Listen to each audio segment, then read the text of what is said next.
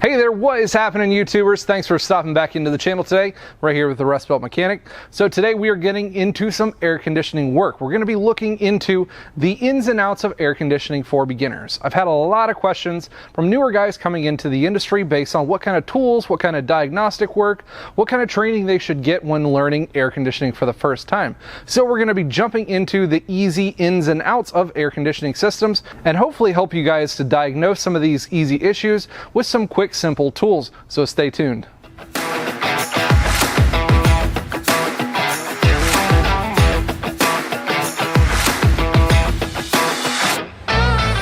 So the first thing that we're going to get in today is the tooling. Yes, today we are going to be using our Snap-on Polartec AC recovery machine, but not everybody's going to be having one of those. Yes, if you go into a shop, you're probably going to have some version of an AC machine. Specifically, we are going to be working with 134A today. Yes, there is the new 1234YF systems, but this is still going to be the majority of the market today.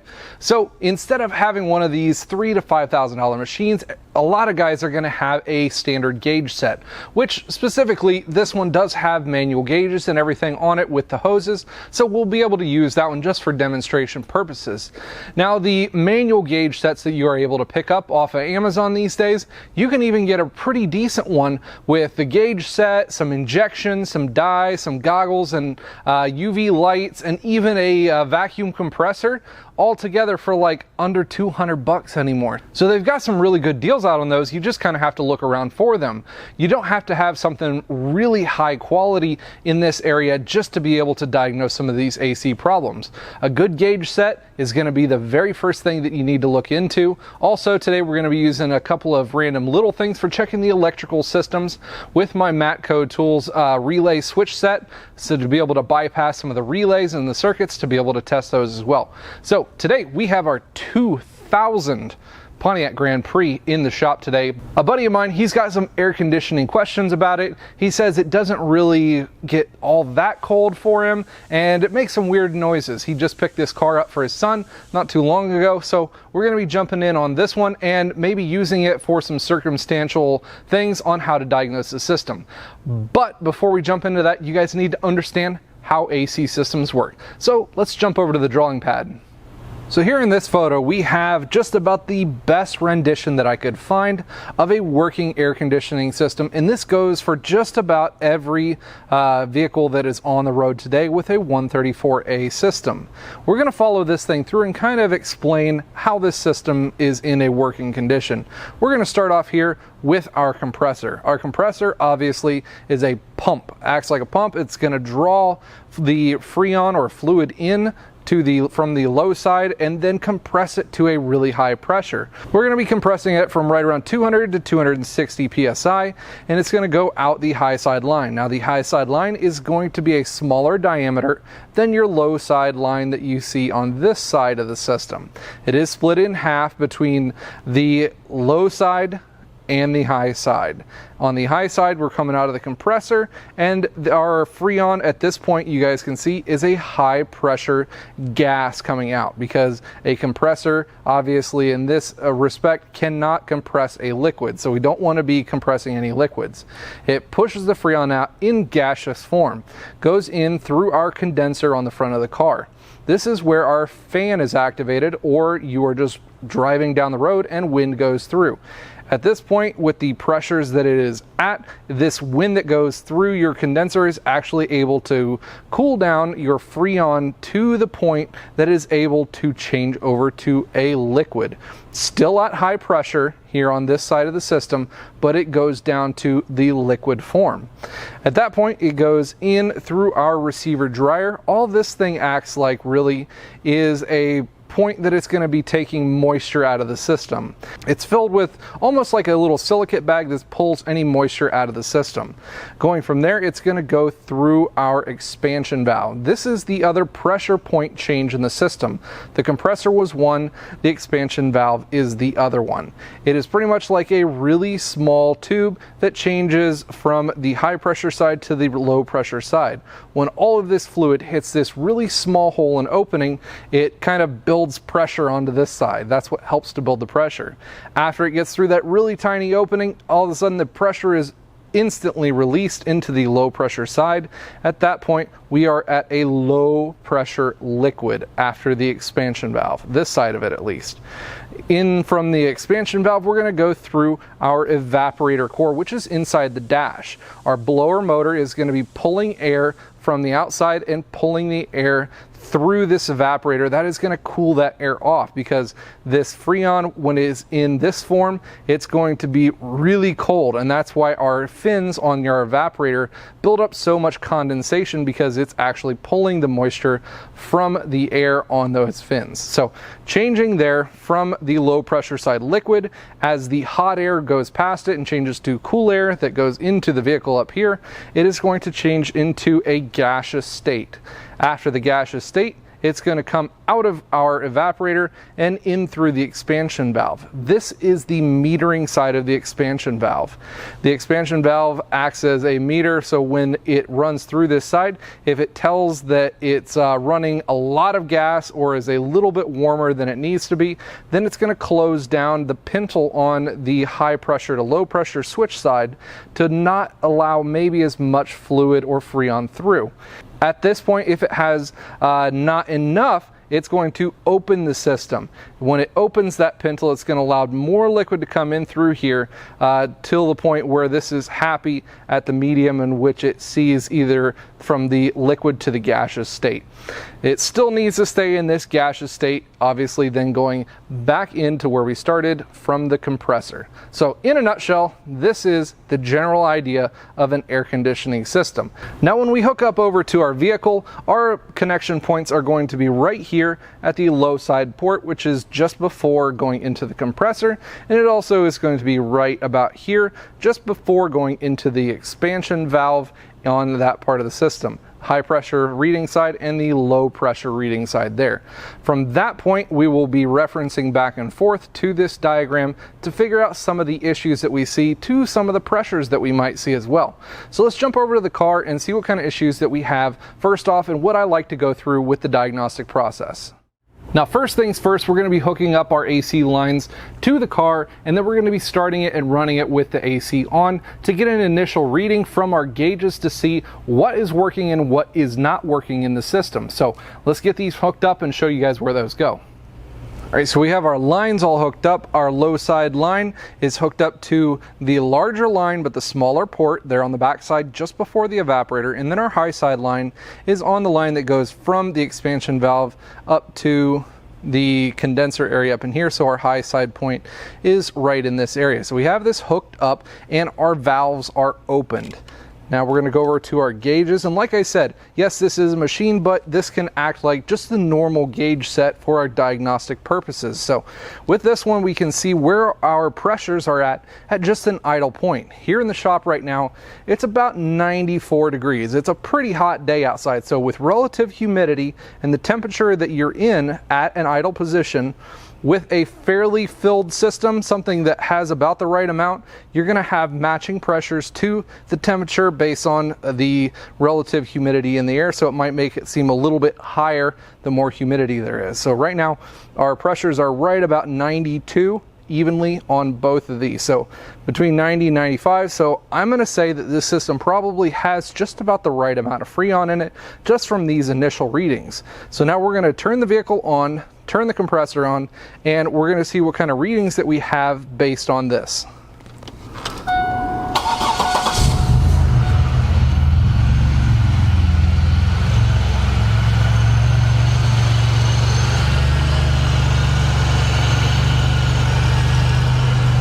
And you saw that the pressures rose really high all of a sudden. That was because I had the valves open, which joined the low pressure to the high pressure side.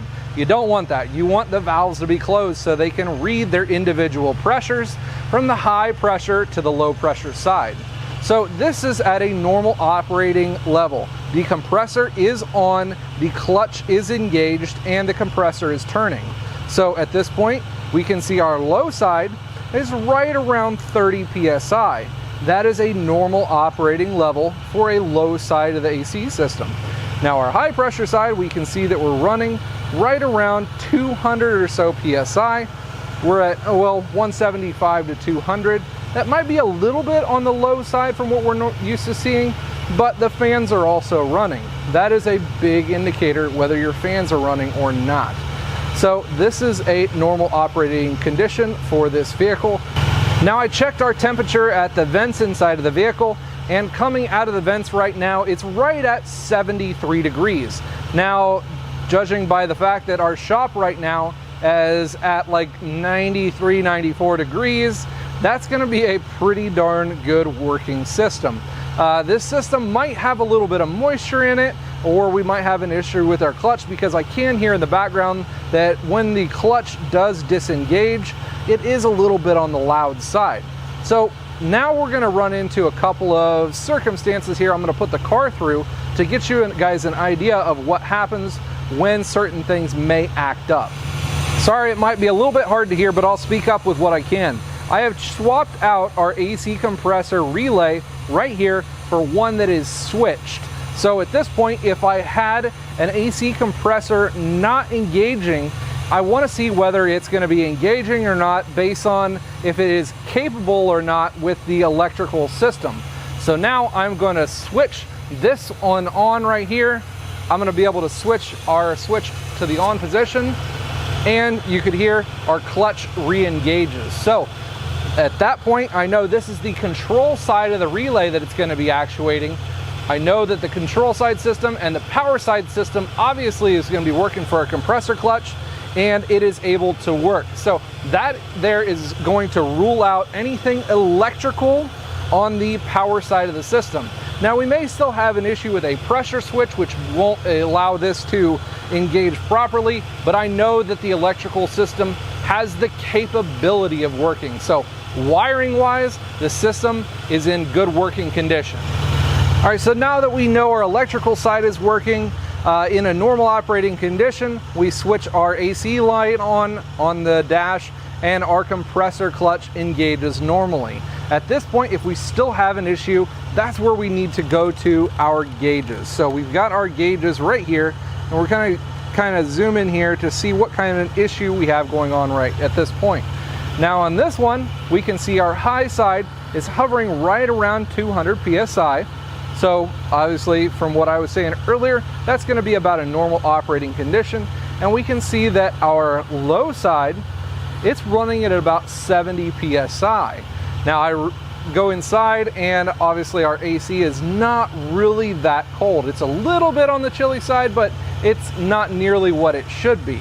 Now this is going to be about what it looks like when you have an expansion valve issue. Let's go over to the diagram and see what I'm talking about on that one when we have these pressures. So in this circumstance, like I was saying, our points of reference are here and here, which is where we have our gauges hooked up. If we have an expansion valve in this certain situation that is staying slightly open, we've got a higher pressure coming in from this area, we can tell that our expansion valve is stuck more into the open pintle position. Our higher pressure side is, about normal. It's still able to run higher pressure than what it is after the metering system, but on the low side, it's going to be getting a lot more of the low pressure side liquid that is forced in through the condenser, and that is meaning that it's not able to cool off nearly as much. When it's not able to go from a liquid to a gas, that means it is not cooling properly. So we are getting too much liquid into this side of the expansion valve, and that's why we are seeing too much pressure come up at the expansion valve side. So in this circumstance, it was pretty easy to be able to diagnose something like that, in which when this is stuck open slightly, then we're going to see a little bit too high of pressures in the expansion valve. Now let's look at another situation. So now in this circumstance, we're seeing our low pressure operating normally, but our high pressure is going quite high. We're going to get this to zoom in again here, zoom in correctly. So we can see our high side going in quite high there. So that is a real issue. Now I can look down visually and see that our fans are not coming on. I have this one hooked up, so we have a switch on our fan relay. So now we're gonna see what happens when I turn the fan on. So we've turned our radiator fan on, and then we can see our high pressure dropping immensely. We're dropping down 300, down to 250. Now we'll probably start feeling the AC system on the inside start to cool off.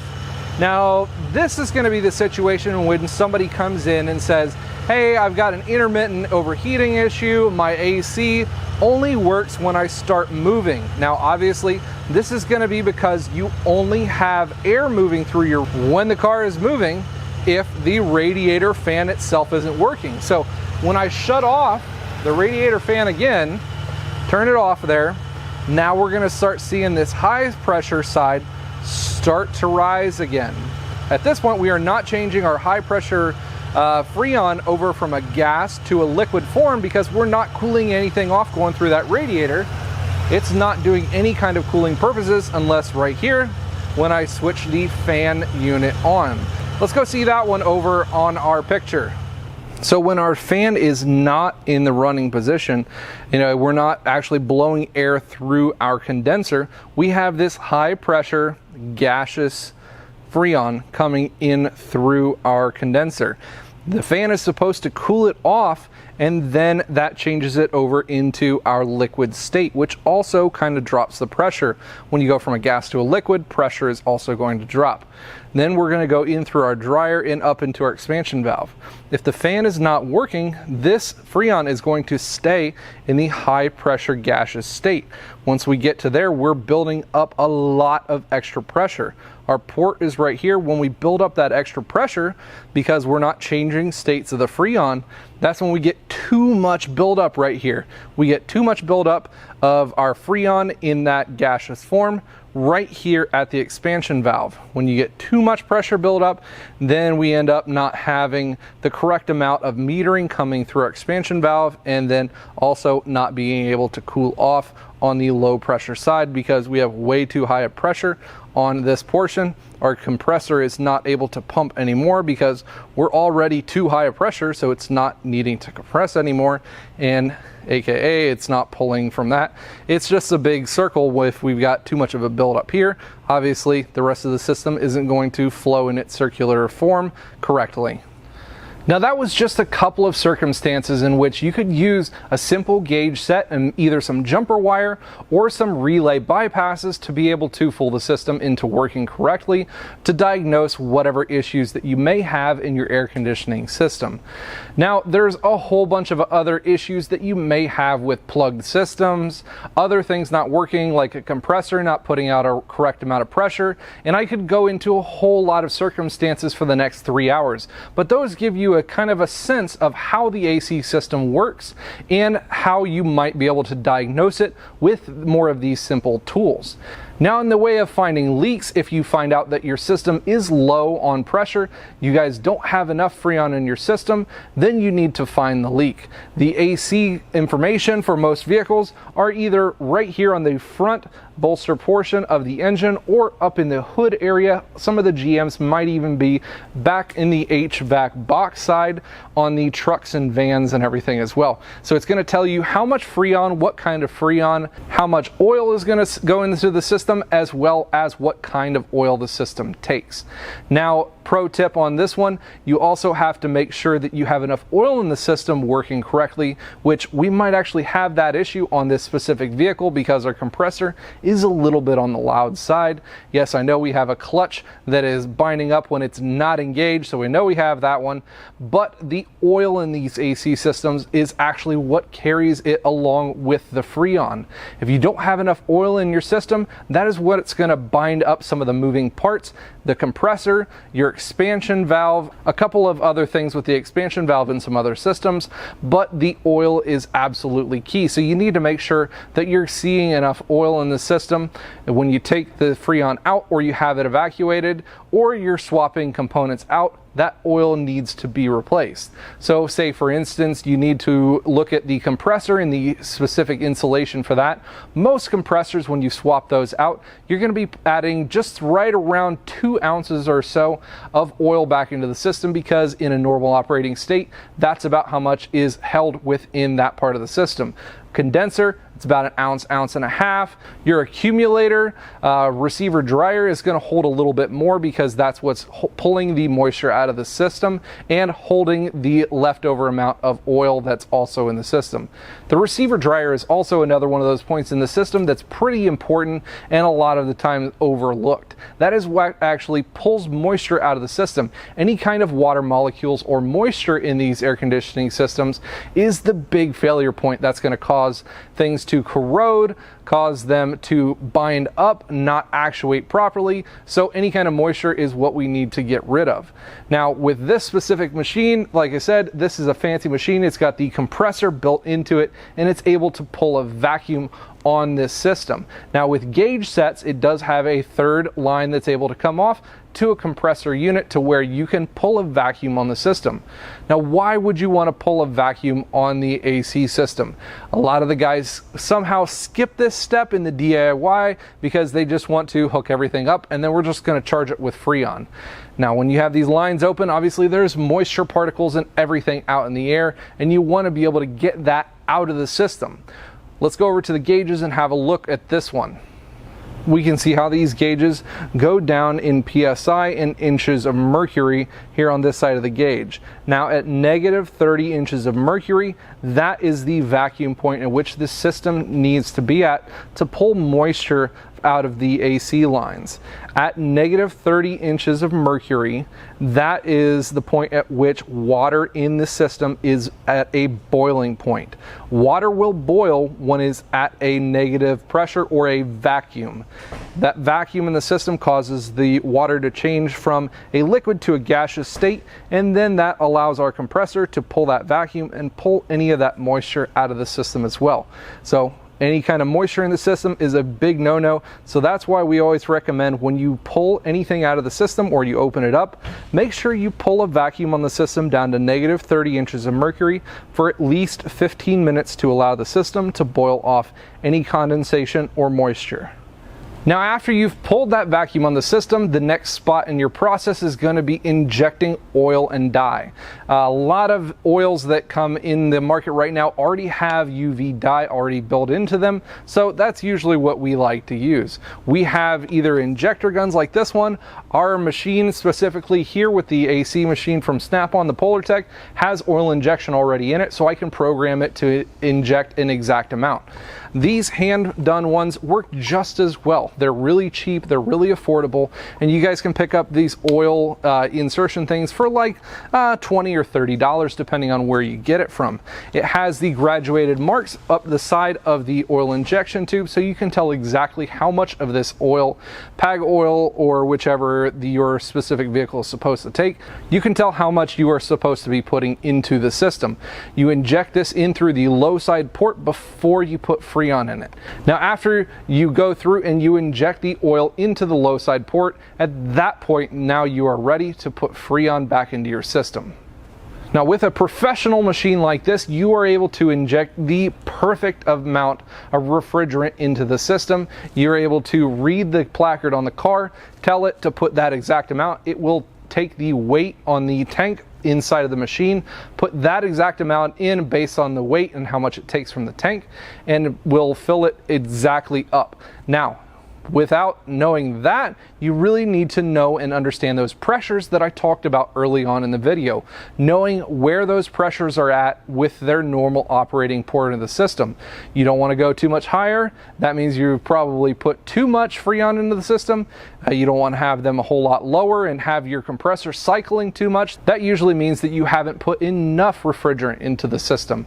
So finding that happy medium there, understanding the pressures and their working points in your system is definitely a must know if you're just using gauges and a pressurized can from the department store. You don't have to have this big fancy machine. It makes it easy for some of the newer techs and being able to understand exactly how much refrigerant is going into the car, but you don't have to have that. If you know how the pressures work, you know how your AC system works, and you know the compressor is functioning normally, then injecting your Freon at the correct amount and the correct pressures should be a fairly simple process and a whole lot more cost effective than one of these $3,000 to $5,000 machines that are sitting in most of these shops. So the DIY aspect goes up with the more knowledge that you have.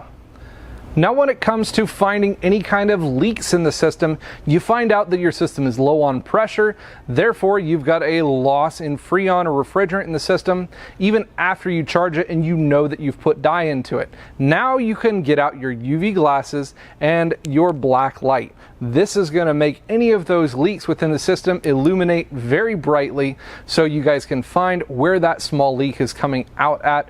Makes it a whole lot easier, a whole lot nicer.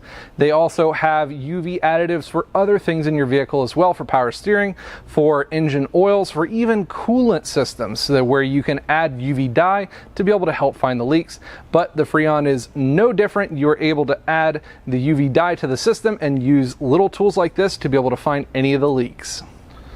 Like I said, guys, this was just a few certain situations in which something might have gone wrong in an AC system, and hopefully I gave you some information based on how these things work, how the AC systems function as a whole, so you can get into the diagnostic side of things a little bit easier in your day-to-day operations on your personal car or in the shop. This just goes to show that you don't have to have these fancy $4,000 plus machines to be able to do AC work. You can just have a gauge set and maybe some temperature things, some jumper wires, and you can diagnose these things just about as easy as anybody else. I know these things help out a lot for newer technicians in a shop, but like I said, not every DIY person can afford a recovery recycling machine for your AC systems. So hopefully this information has helped you guys out today. If it did, make sure you guys hit that thumbs up button. Make sure you also subscribe to the channel. We are just clearing over 40,000 subscribers, so I want to give you guys a big round of applause and a big thank you for all of my great, awesome subscribers. I couldn't have done this without you, and we are going on to more, bigger, better things all down the road. So if you have any more comments or questions based on this kind of AC stuff, you can feel free to leave those in the comments below, or you guys can message me anytime. I see a whole bunch of interest on this specific subject, maybe later on I might go into some advanced diagnostics for your AC systems, but for this one today, hopefully this gave you a better idea on the more basic side of diagnosing an AC system in today's 134A cars. I appreciate everyone tuning in. We've got lots more content coming up, so make sure you subscribe, hit that bell notification so you get notified when I come out with cool, awesome content just like this one here today. I appreciate you guys tuning in, and as always, you guys stay awesome.